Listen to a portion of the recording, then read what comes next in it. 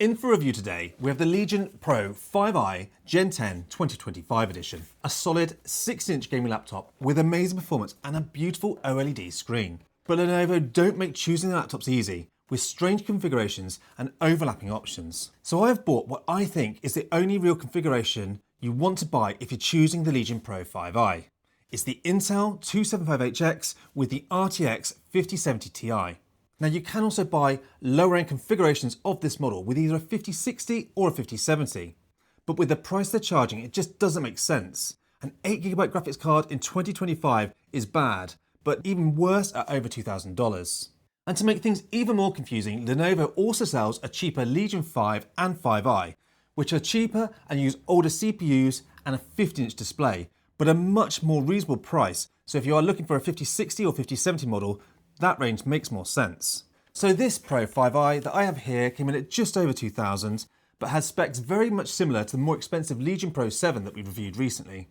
Now there are a few key differences to set them apart, with the first being the chassis. The Pro 5i is mostly plastic outer shell. We still get a metal lid, but all of the rest is plastic. But don't let that put you off. The laptop feels incredibly solid, and these plastics don't feel cheap. Gone is the external RGB zones of the Legion Pro 7, such as the Legion logo and all the lighting at the rear. But for me, this is actually a plus. I would always rather save a few pounds than have RGB shining all around the laptop that don't actually do anything for you. And despite being a 16-inch laptop, it doesn't feel too bulky. Let's just quickly weigh it. So that's coming in at 2.4 kilograms. Now we're going to add in the 300-watt power supply, brings it up to 3.1 kilograms. So for a 16-inch dedicated gaming laptop, that doesn't feel too bad at all. Now this year's model, all of the ports are on both of the sides. So with all of the hot air being pumped out of the rear of the laptop, and I do really like that. Now on the left side, we have the power, HDMI 2.1, a Thunderbolt 4, a USB-C with 140-watt power delivery with Lenovo's charger and 100-watt with other chargers, plus a USB-A 10 gigabit per second port. And then on the right, we have a headphone jack, two 5 gigabits per second USB-A ports, a webcam shutter, and the RJ45 network port. Now there is a flip down, which aren't my favourite, but at least we still get one. And overall, I think this is a great range of ports for a 16-inch laptop. Now opening the lid, it has a little lip at the front, and you can easily open this with the solid hinges right back to 180 degrees. The hinge feels very firm with minimal wobble, unlike some other brands. Now looking at the plastic deck, we can see that there's a good sized touchpad that's also plastic, but it works perfectly well and it does feel great. There's no rattle, it's just a good trackpad. Obviously it's not as premium as some of the more expensive models. Then as we move up to the 24-zone RGB keyboard, which is a highlight on all Legion laptops, the keys light up nicely, although it isn't the brightest, like the Razer Blades do shine up much brighter than these, but it's nice that you can see through all of the caps, there's no issues at all. The layout is great, especially with the separated cursor keys, and the typing experience on these dish keycaps. It's just a great feeling keyboard. Now you will notice, sadly, there's no speaker grills on the upper side of this chassis. It's got two downward firing speakers, and they sound like this. Speaker test of the Legion Pro 5i Gen 10 at 50% volume.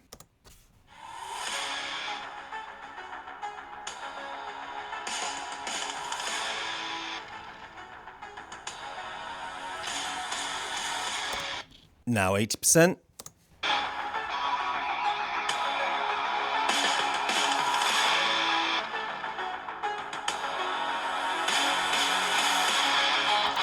Now 100%.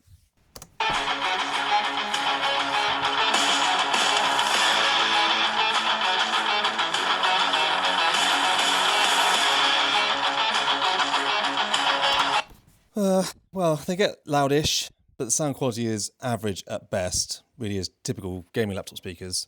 And then above the keyboard, we get the typical lit Legion power button that also shows you which power profile that you're in.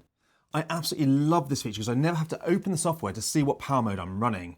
And as soon as you do it with the function and Q, the light changes to the new profile that you're in. It's really convenient to quickly change profiles and always know where you are. And as always, we have blue for quiet, white for balanced, and red is that performance mode. Now moving up to the screen, and this is a real highlight for the laptop. The beautiful 16-inch 2560 by 1600 240Hz OLED display running at 500 nits of brightness, and it's also G-Sync capable. And this panel is bright, the colors pop, It is glossy, but it does give it an incredible, stunning image, and it is so fast. Gaming on this is an absolute joy. Now, this is the same panel found in the much more expensive Legion Pro 7, and in my humble opinion, this is one of the best reasons to buy this range of laptops. Now, moving up above the screen, we get a webcam, which looks and sounds like this. This is a test of the webcam on the Legion Pro 5i Gen 10 2025 edition. Let me know in the comment section down below what you think it looks and sounds like. Now, sadly, there is no Windows Hello or fingerprint reader in this range of laptops, just like on the Legion Pro 7. They saved that for the really expensive Legion Pro 9s. I think that's a bit of a shame here, but with this price range, I can understand it. So now we've looked around this laptop, let's crack it open, get inside and take a look. And straight away, once we're inside, we can see the key difference from the Legion Pro 7i. We get a standard heatsink and 2-fan cooling system with this model, instead of the vapor chamber that we get in the more expensive Legion Pro 7.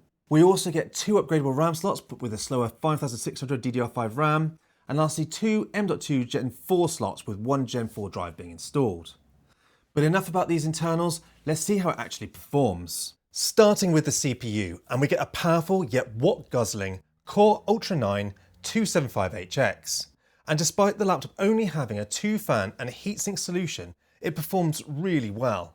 In the laptop's performance profile, we get great single-core scores in Geekbench 6, despite using the 5600 megatransfers RAM. We also get solid multi-core scores in both Geekbench 6 and in the 10-minute torture test of Cinebench R24, which really shows you just how good the cooling solution is, especially when comparing it to the Legion Pro 7i's vapor chamber or the 18-inch gaming laptop's more robust solutions. We also tested each of the profiles in Cinebench R24, and there's a good spread of performance to the fan noise, as shown in this chart. Quiet Profile still scores really well despite running at a quiet 38 decibels and manages to hold 54 watts. Balance managed to hold a solid 75 watts for just 43 decibels, and that performance profile sits nicely at 125 watts at a much louder 54 decibels. Now moving over to the graphics, and the Nvidia RTX 5070 Ti, in my humble opinion, is the Goldilocks card this year, offering great performance similar to the RTX 4080 without paying the crazy 5080 and 5090 prices. We get 12GB of GDDR7, a G-Sync panel, an HDMI 2.1 and the USB-C both connected directly to the Nvidia graphics card, meaning that you can use a VR headset or G-Sync external monitors. Now the 5070 Ti is a 140 watt card, and the Legion certainly allows it to hit that 140 watt when gaming, giving us some of the best scores that we've seen out of the 5070 Ti that we've received so far.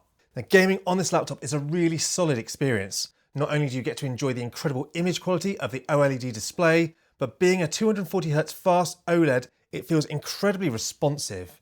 Each of the laptop's profiles gives a playable experience. Now the Quiet profile gives 55 watts to the GPU and 30 watts to that CPU, sits in the late 60s at actual temperatures, and provides 39 decibels of fan noise, so it's really comfortable on your ears. Moving up to the Balance profile, we get 100 watts on the GPU and 40 watts on that CPU. Temperatures moves up to the mid-70s, and it's still a quiet 45 decibels. But when we crank it up to that performance mode, we then get the full 140 watts to the graphics card, and we get 60 watts to that CPU. Temperatures do shoot up to the mid-80s, and the fan noise hits 53 to 54 decibels, so it is pretty loud. Fortunately, the palm rest and the keyboards remained incredibly cool throughout all of our long multi-hour gaming sessions, so no problems there. And with all the heat coming out of the rear of the laptop now, there's no scorched mouse hands either. Now moving over to the battery life, and the Legion Pro 5i comes with an 80 watt-hour battery, combined with an Intel CPU means only average battery life. In our YouTube test, streaming YouTube over Wi-Fi at 60Hz and 200 nits of brightness, we managed just 4 hours and 43 minutes of battery life, so that's not great. But as always for Intel laptops, performance felt incredibly snappy on battery, and if you are out and about and you don't want to carry the larger 300 watt PSU, this laptop can utilise up to 140 watt PD charging with the Lenovo USB-C charger, or 100 watts on other branded USB-C chargers, or docks, or power delivery displays. So there are my thoughts on the Legion Pro 5i Gen 10. For the price, I think this is a really good performance gaming laptop. It's quite no frills, with lack of Windows Hello, average speakers, average webcam, and that plastic body. But if you're all about just the gaming performance, the 5070 Ti with 12GB of GDDR7 is a really great performing card for a reasonable price. And I think £2,000 for this entire package that will be a solid gaming laptop for the years to come, this really is quite a bargain, if you can call any laptop a bargain in 2025. Now, as always, I'd love to know what you guys think of this laptop. Would you consider something like this, or would you pay more for the more expensive premium models? Let me know in the comment section down below, and I will get back to you. And as always, thank you for watching.